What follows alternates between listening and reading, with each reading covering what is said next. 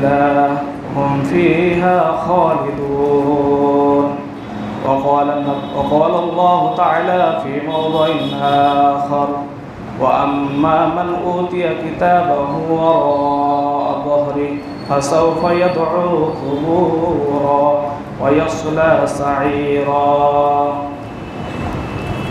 وقال النبي صلى الله عليه وسلم: سبعة يظلهم الله في ظله يوم لا ظل إلا ظله: إمام عادل وشاب نشأ في عبادة الله ورجل قلبه معلق في المساجد إلى آخر الحديث. সম্মানিত আমার সামনে উপবিষ্ট ইসলাম দরদি মুসলিম ভাই ও বাবজি, আমার পর্দার অন্তরালে পর্দানাসীন আমার মা ও ভগ্নীগণ,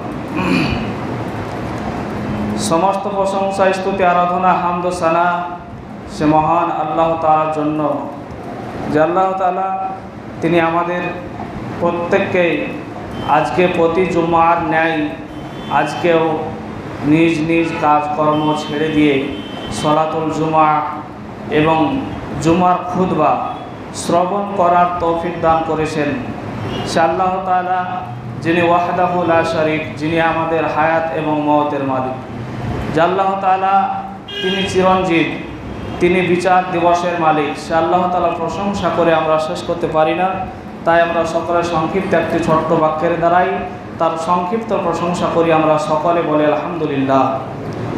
অতঃপর দরুদ ও সালাম বর্ষিত হোক নবী কুল শিরোমণি আশরাফুল আম্বিয়া সাইয়্যিদুল মুরসালিন খাতামুন নবিয়্যিন, নবী মক্কি, নবী মাদানী, নবী আহমদ, নবী মুহাম্মদ রাসূলুল্লাহ সাল্লাল্লাহু আলাইহি ওয়াসাল্লামের উপর আল্লাহুম্মা আমিন।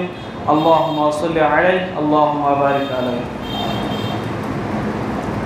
সম্মানিত উপস্থিতি, আমি আপনাদের সম্মুখে পবিত্র কালামুল্লাহ থেকে 2-3 জায়গার আয়াত তেলাওয়াত করেছি। বিশ্বনবী মুহাম্মদ রাসূলুল্লাহ সাল্লাল্লাহু আলাইহি ওয়াসাল্লামের একটি হাদিসের অংশ তেলাওয়াত করেছি।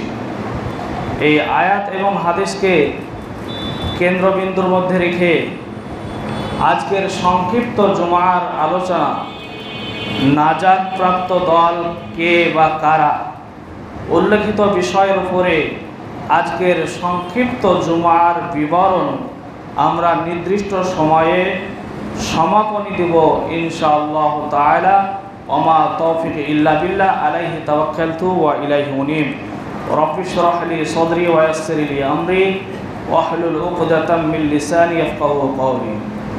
সম্মানিত উপস্থিতি, দুনিয়াতে পৃথিবীতে অনেক দল রয়েছে,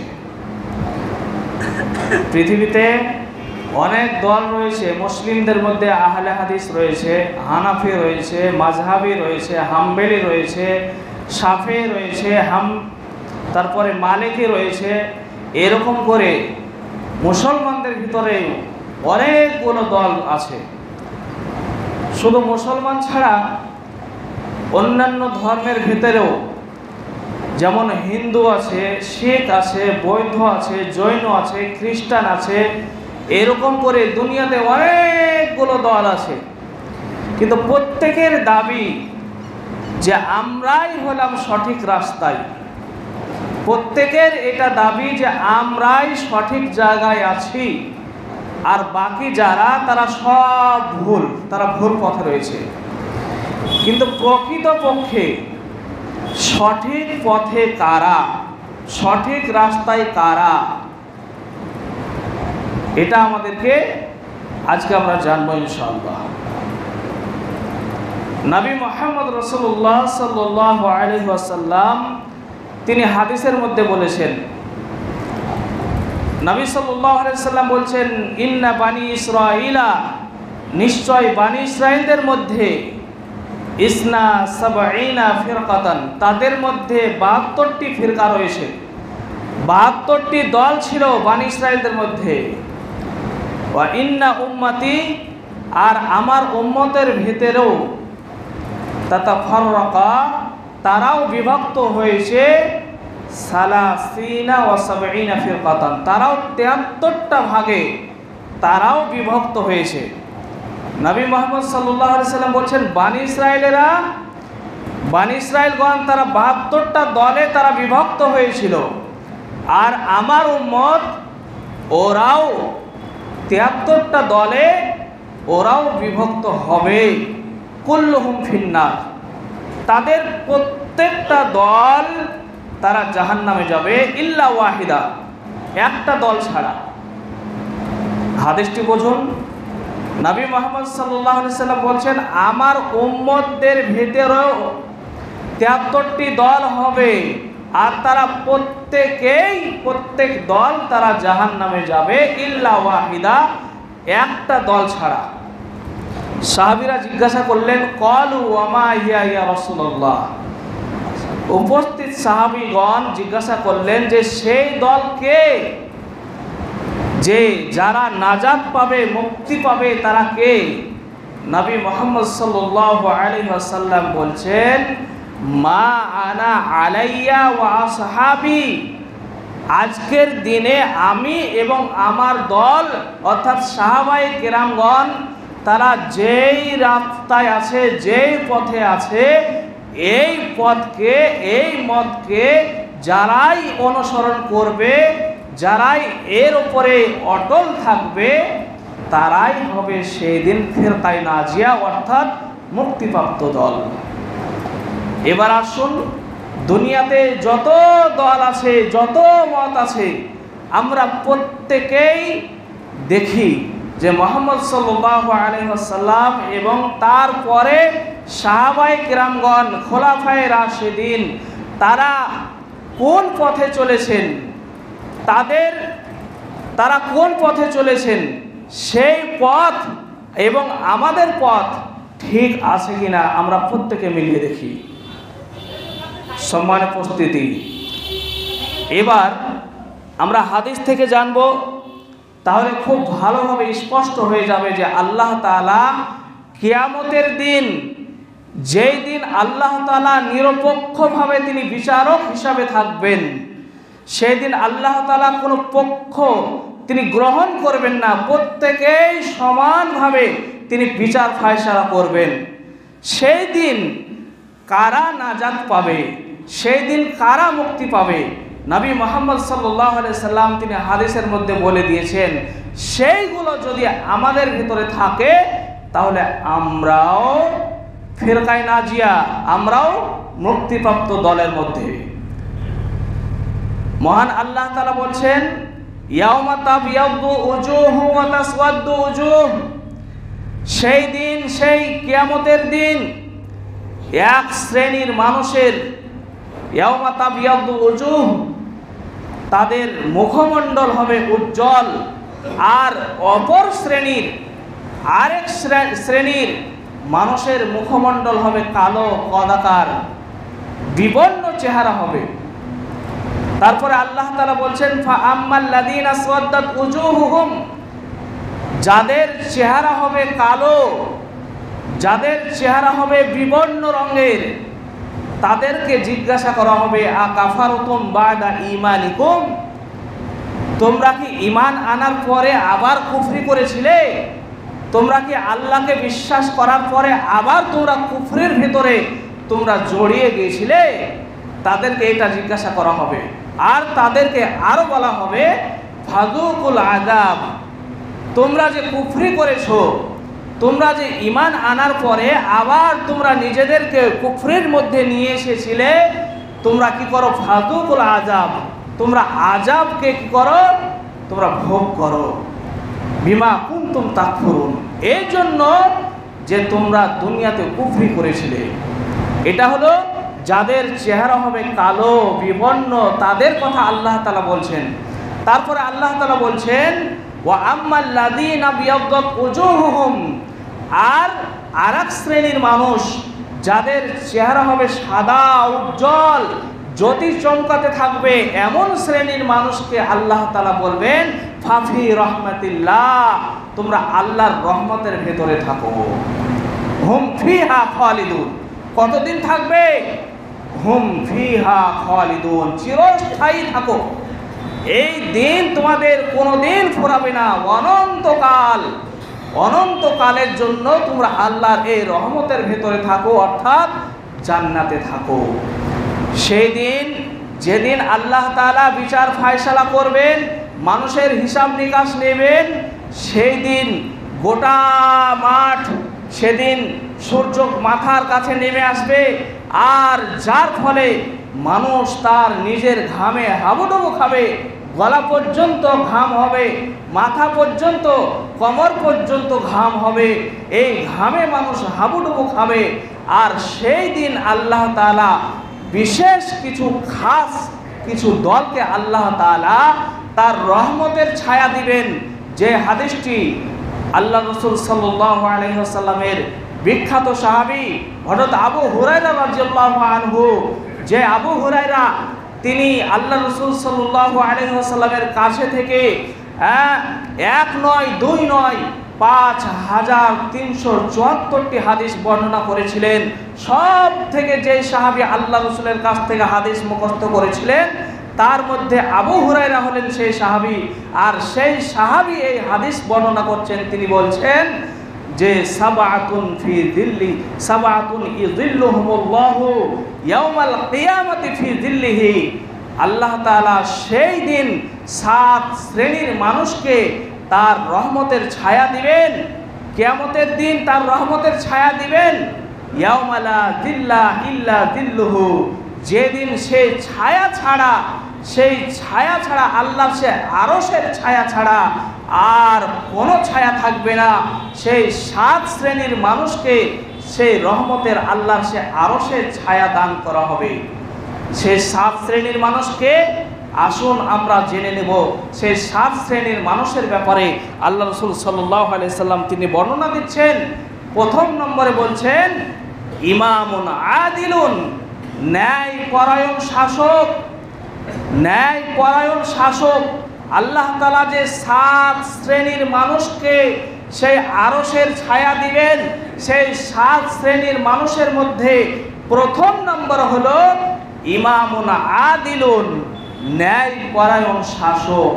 দুনিয়ার বুকে যারা ক্ষমতা পেয়েছে, দুনিয়ার বুকে যারা বিচার কাজ করেছে, দুনিয়ার বুকে যারা বিচার ফায়সালা করেছে, যারা ন্যায় নিষ্ঠাভাবে, যারা ন্যায় পরায়ণতাভাবে যারা বিচার করে গেছে, বিচার ফায়সালা করে গেছে, আল্লাহ তাআলা সেই সব বিচারকদেরকে ডেকে আল্লাহ সেই রহমতের ছায়া দিবেন, আরশের ছায়া দিবেন। আজকে ন্যায় শাসক আছে, ন্যায় বিচার আছে, ন্যায় বিচার নাই। জোর যার, মুলুক তার। যার ক্ষমতা রয়েছে তার হাতে তার মুলুক। আজকে ক্ষমতা আছে, আজকে যারা বিচারক, যারা বিচার করছে, দুর্বলের উপরে তারা ক্ষমতা প্রয়োগ করছে, দুর্বলের উপরে। যার বংশ নাই, যার বংশ তারা দুর্বল, যার আত্মীয় স্বজন তাদের ভিতরে বীরত্ব পুরুষ নাই, তাদেরকে কি করছে, তাদের উপরে বোঝা চাপিয়ে দেওয়া হচ্ছে। আর আজকে যারা শাসক, যারা বিচার করছে, হযরত ওমর রাদিয়াল্লাহু আনহু কিভাবে বিচার করে গেছেন, আল্লাহ রাসূল সাল্লাল্লাহু আলাইহি সাল্লাম তার 23 বছর নবুয়তি জীবনীতে তিনি কিভাবে বিচার করে গেছেন। একটা হাদিস মনে পড়লো, আপনাদেরকে বললে খুব ভালোভাবে বুঝতে পারবেন যে নবী মুহাম্মদ সাল্লাল্লাহু আলাইহি সাল্লাম তিনি ছিলেন আশরাফুল আম্বিয়া, নবীদের তিনি ছিলেন সর্দার। নবী মুহাম্মদ সাল্লাল্লাহু আলাইহি সাল্লাম তার ব্যাপারে মহান আল্লাহ তাআলা বলেছেন ওয়ামা আরসালনাকা ইল্লা রাহমাতাল লিল আলামিন। নবী, আপনাকে আমি দুনিয়াতে পাঠিয়েছি এই জন্য যে আপনি দুনিয়ার বুকে আপনি রহমত স্বরূপ করে আপনাকে পাঠানো হয়েছে। নবী মুহাম্মদ সাল্লাল্লাহু আলাইহি সাল্লাম তিনি যেভাবে নবুয়তি জীবন যাপন করতেন, যেভাবে তিনি রিসালাত, আল্লাহর একাত্মবাদ তিনি মানুষের কাছে কাছে, মানুষের দ্বারে দ্বারে পৌঁছে দিতেন। নবী মুহাম্মদ সাল্লাল্লাহু আলাইহি সাল্লাম যেইভাবে তিনি তাওহীদের বাণীকে তিনি মানুষের কাছে কাছে পৌঁছে দিতেন। নবী মুহাম্মদ সাল্লাল্লাহু আলাইহি সাল্লাম তিনি শুধু নবী ছিলেন না, তিনি ছিলেন সে সময়ের লিডার, সে সময়ের নেতা, সে সময়ের সর্দার। তিনি বিচার ফায়সালা করতেন। কেমন বিচার করতেন? নবী মুহাম্মদ সাল্লাল্লাহু আলাইহি সাল্লামের কাছে একবার একজন সম্ভ্রান্ত বংশের মহিলার চুরির ঘটনা নবী সাল্লাল্লাহু আলাইহি সাল্লামের কাছে নিয়ে আসা হলো। এমন একজন মহিলা, যেই মহিলা কুরাইশ বংশের মাখজুম গোত্রের মহিলা। কুরাইশ মক্কার বুকে সব থেকে উচ্চ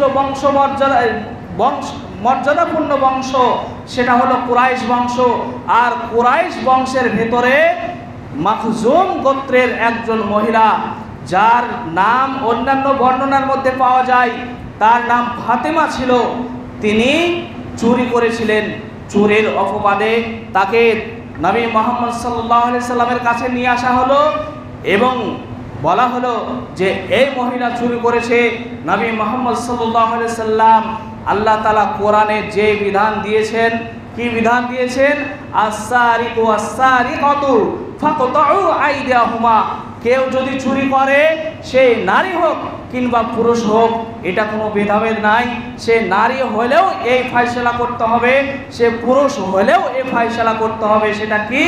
আস-সারিকু ওয়াস-সারিকাতু ফাকতাউ আইদিয়াহুমা, তার হাতকে কেটে নিতে হবে। এটা হলো আল্লাহ তাআলার ফয়সালা। নবী মুহাম্মদ সাল্লাল্লাহু আলাইহি সাল্লামের কাছে যখন এই বিচার নিয়ে যাওয়া হলো যে এই মহিলা চুরি করেছে, তখন সাহাবীরা আপোষে তারা বলা বলি শুরু করলেন যে এমন একজন মহিলা চুরি করেছে যে কুরাইশ বংশের মাখজুম গোত্রের মহিলা, সে চুরি করেছে। তার হাতকে যদি কেটে নেওয়া হয় তাহলে তার শুধু হাতটা কাটা যাবে, আর তার সাথে সাথে তার যে বংশ, উচ্চ বংশ, মক্কার ভেতরে মক্কার বুকে সব থেকে উচ্চ বংশের এই মহিলা, তার গোটা বংশের মানুষের নাক কাটা যাবে। গোটা মানুষের ছিছি করবে যে অমুক গোত্রের অমুক বংশের মহিলা চুরি করেছে, চুরি করার জন্য তার হাতকে কেটে নেওয়া হয়েছে। আজকে যদি মুহাম্মদ রাসূলুল্লাহ সাল্লাল্লাহু আলাইহি সাল্লাম তার হাতকে কেটে নেয়, তাহলে মানুষে জেনে যাবে আর মানুষে ওই বংশের উপরে ছিছি দেবে। তাই সাহাবীরা বললেন যে আমাদের মধ্যে কোনো একজনকে সিলেক্টেড করা দরকার, যে মুহাম্মদ সাল্লাল্লাহু আলাইহি সাল্লামকে গিয়ে বলবে যে এর ফয়সালাটা মুলতবি করা হোক, এর ফয়সালাটা একটু আরাম করা হোক। কেন? যে এই মহিলা হলো উচ্চ বংশের মহিলা, এর হাত কেটে দিলে এর বংশে চুনকালি পড়ে যাবে। নবী মুহাম্মদ সাল্লাল্লাহু আলাইহি সাল্লামের কাছে একজন সাহাবী গেলেন, যার নাম হলো উসামা বিন জায়েদ। তিনি খুব সাহস করে নবী মুহাম্মদ সাল্লাল্লাহু আলাইহি সাল্লামের কাছে গিয়ে বললেন, ইয়া রাসূলুল্লাহ, এই যে মহিলা চুরি করেছে এ হলো উচ্চ বংশের মহিলা, এর নাম দাম, এর বংশের অনেক নাম দাম আছে। এর হাতটা যদি কেটে দেন, এর হাতটা কাটা যাবে, তার সঙ্গে সঙ্গে তার বংশের বাপ দাদার প্রত্যেকের নাক কাটা যাবে, প্রত্যেকেই ওই বংশের উপরে ছিছি করবে। নবী মুহাম্মদ সাল্লাল্লাহু আলাইহি সাল্লাম উসামা বিন জায়েদের উপরে এত বেশি রেগে গেলেন, রেগে যাওয়ার ফলে মুহাম্মদ সাল্লাল্লাহু আলাইহি সাল্লামের চেহারা একেবারে বিবর্ণ হয়ে গেল। নবী মুহাম্মদ সাল্লাল্লাহু আলাইহি সাল্লামের চোখগুলো রেগে লাল হয়ে গেল। লাল হয়ে যাওয়ার পরে মুহাম্মদ সাল্লাল্লাহু আলাইহি সাল্লাম উসামা বিন জায়েদকে বলছেন, উসামা, তুমি কি বলতে এসেছো?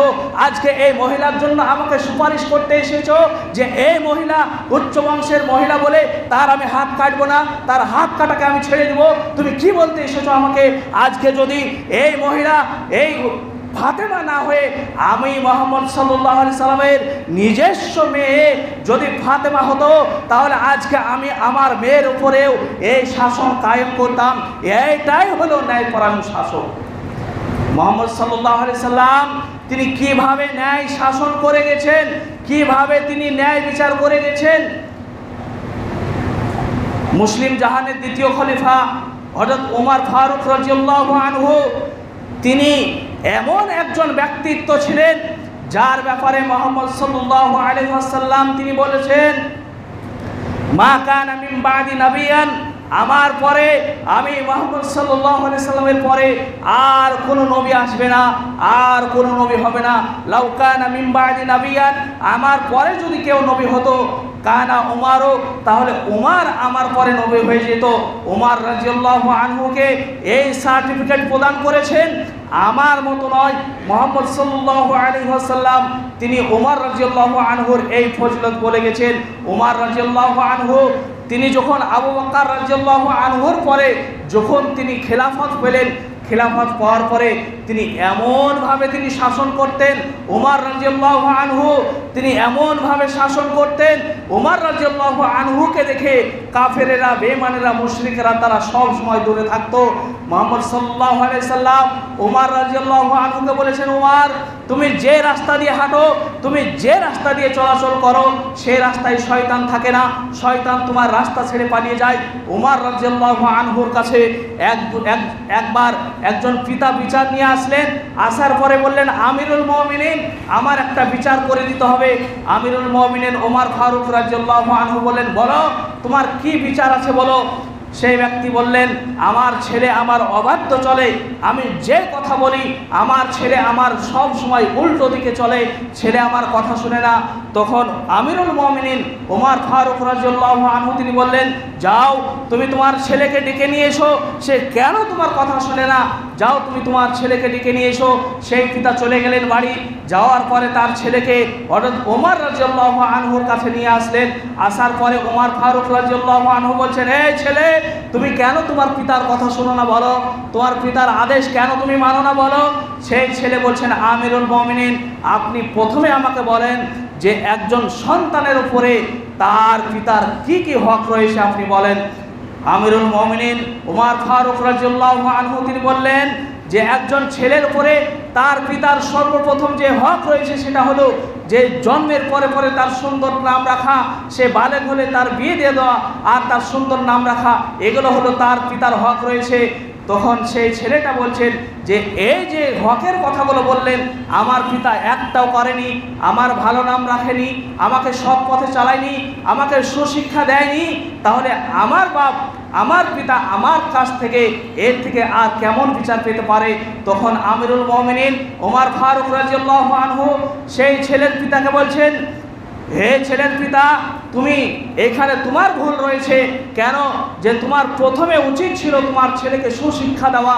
তুমি যদি তোমার ছেলেকে সুশিক্ষা দিতে তাহলে তোমার এই ছেলের কাছে থেকে তুমি এই ব্যবহার তুমি পেতে না। তুমি যদি তোমার ছেলেকে ভালো শিক্ষা দিতে তাহলে অবশ্যই অবশ্যই তোমার ছেলে তোমার সঙ্গে ভালো আচরণ করত। এইভাবে ওমর ফারুক রাদিয়াল্লাহু আনহু তিনি বিচার করে গেছেন।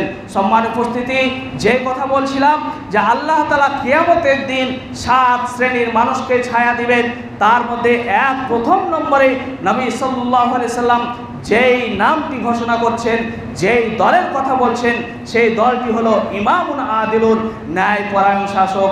আজকে যারা শাসক রয়েছে তারা যেই দোষে তারা দোষী রয়েছে তারা সেই দোষের বিচার করতে যাচ্ছে।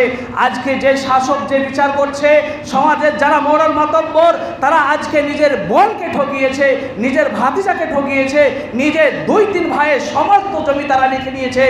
বড় ভাই মারা গেছে, বড় ভাইয়ের সমস্ত জমি লিখে নিয়েছে।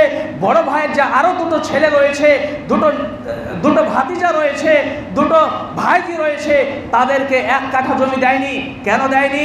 সে বলছে যে আমার ভাই মারা গেছে, আমার বাপ বেঁচে আছে, আমার ভাই মারা গেছে মানে আমার ভাই পরা হলো মাহরুম, তারা আমার পিতার সম্পত্তি পাবে না। সেই ছেলেগুলোকে, সেই ইয়াতিম ছেলেগুলোকে দাদর সম্পত্তি থেকে তারা কি করছে? তারা বঞ্চিত করছে।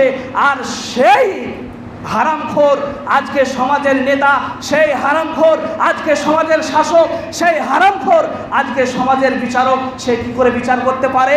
সে কি করে তার কাছে বিচার নিয়ে যাওয়া হচ্ছে যে আপনি সত্তা সাহেব, মোড়ল সাহেব, আপনি আমার বিচার করে দেন, আমার ভাই আমার অন্যায়ভাবে আমার দুই হাত সে তার জমিকে আমার দিকে ভরে নিয়েছে, আমার জমিকে তার আলটাকে আমার দিকে ভরে দিয়েছে। সেই বিচারক কি করছে? সে মুখে একটা পান ভরে সে দাড়িগুলো নাড়ছে আর পায়ের উপর পা তুলে সে বিচার করছে। হারামখোর সে জানে না যে আমি আমার ভাইপোকে, আমি আমার বোনদেরকে ঠকিয়ে এসেছি, আমি হজ করে এসেছি, আমি মুখে দাড়ি রেখেছি, কিন্তু আমি যে আমার বোনদের হককে বুঝিয়ে দিইনি, আমি যে আমার ভাইপোদের হক বুঝিয়ে দিইনি। আজকে আমার বড় ভাই মারা গেছে বলে আমার ভাইপোদেরকে, ভাতিজাদেরকে তাদেরকে 1 কাঠা সম্পত্তি দিইনি। আমি এই ফতোয়া শুনেছি যে ভাই মারা গেলে দাদর সম্পত্তি ভাইপোদেরকে দেওয়া হবে না। হারামখোর সে জানে না যে সূরা নিসার 2 নম্বর আয়াতে মহান আল্লাহ তাআলা বলছেন ওয়ালা তাকুলু আমওয়ালাহুম, এই খবরদার দুনিয়ার মানুষ তোমরা শোনো, তোমরা ইয়াতিমদের মাল তোমরা কখনোই ভক্ষণ করবে না। ওয়ালা তাতাবাদদালুল খাবিথা বিত-তাইয়্যিব, আর তোমরা তোমাদের পবিত্র মালকে তাদের মাল তোমাদের মালের সঙ্গে মিশিয়ে তোমার সেই পবিত্র মালকে তুমি কখনোই কি করবে, অপবিত্র করবে না। হারামখোর এই আয়াত জানে না, সূরা নিসার এই 2 নম্বর আয়াত সে জানে না যে আল্লাহ তাআলা বলছেন যে ওয়ালা তাকুলু মালাল ইয়াতীম, তোমরা ইয়াতীমদের মালকে তোমরা কি করো না, তোমরা ভক্ষণ করো না। আল্লাহ তাআলা যেখানে মিরাসের কথা বলে দিচ্ছেন, ফারাইজের আলোচনা করছেন, সেখানে আল্লাহ তাআলা ইয়াতীমদের উপরে ইহসান করতে বলছেন। আর আজকে ইহসান করা বাদ দিয়ে আজকে ভাই মারা গেছে বলে আজকে ভাইপোদেরকে রেখে বাকি 3 ভাই সমস্ত বাপের সম্পত্তি রেখে আজকে ভাতিজারা তারা রাস্তায় কেঁদে বেড়াচ্ছে। আজকে বোনেরা বোনদেরকে 1 কাঠা সম্পত্তি দিইনি, বোনদেরকে 1 কাঠা জমি জায়গা দিইনি। যত রাস্তার ধারে জমি ছিল, যত বাগান ছিল, যত পুকুর ছিল, সমস্ত বাপের সম্পত্তিকে আমরা 2-3 ভাই রেখে নিয়েছি। আর আজকে আমি বিচারক হয়ে আমি পাড়ার মানুষের, আমি সমাজের বিচার করে আসছি। আমি বিচারক। সম্মান উপস্থিতি, এই বিচারককে আল্লাহ তাআলা কাল কিয়ামতের দিন আরশের ছায়া থেকে দূর দূর করে সরিয়ে দিবেন। হারামখোর, তুই এই ছায়া পাবি না। আল্লাহ তাআলা, আল্লাহ রাসূল সাল্লাল্লাহু আলাইহি সাল্লাম বলছেন কিয়ামতের দিন 7 শ্রেণীর মানুষকে যে ছায়া দেওয়া হবে তার মধ্যে প্রথম নম্বরে হলো ইমামুন আদিলুন, ন্যায়পরায়ণ শাসক। সম্মান উপস্থিতি, সময় শেষ, পরবর্তীতে আবার আলোচনা করা হবে ইনশাআল্লাহ। আজকে 1 নম্বরটা আপনারা খুব ভালোভাবে জেনে রাখবেন যে আল্লাহ তাআলা কিয়ামতের মাঠে 7 শ্রেণীর মধ্যে প্রথম শ্রেণীর মানুষ ইমামুন আদিলুন, ন্যায়পরায়ণ শাসক। এই দুনিয়ার মানুষ সাবধান, আল্লাহ তাআলা মানুষকে সাবধান করে দিয়েছেন যে তোমরা দুনিয়াতে যখন বিচার ফায়সালা করবে তোমরা ন্যায্যভাবে ন্যায়ভাবে তোমরা কি করো, বিচার ফায়সালা করো। সে দুর্বল, তার বংশের লোক নাই, তার মামা নাই, তার চাচা নাই বলে তার উপরে তুমি 5 লাখ টাকা কেন তুমি জরিমানা চাপিয়ে দিলে? সে দুর্বল মানুষ, সে কথা বলতে পারে না, সে জোরে কণ্ঠে কথা বলতে পারে না বলে তার উপরে কেন তুমি 3 লাখ টাকা 4 লাখ টাকা জোরভাবে তুমি কেন তুমি চাপিয়ে দিলে? আজকে আমরা বিচার করছি আর বিচার ফায়সালায় বসেছি। মেম্বার সাহেব ফোন করছে, প্রধান সাহেব ফোন করছে, এ চাচা তুমি কার বিচার করছো? এটা তো আমার ভাইপো হয়, এটা তো আমার ভাতিজা হয়। তখন কি করছে, যা ছেড়ে দিলাম, এটা তো প্রধানের ভাইপো, এটা তো এমএলএর ভাইপো, এটা তো তার ভাইপো, এটা তো অমুক সাহেবের ভাতিজা, এটা তো তার ছেলে। এরকম করে আমরা বিচার করছি, এটা ন্যায় বিচার নয়।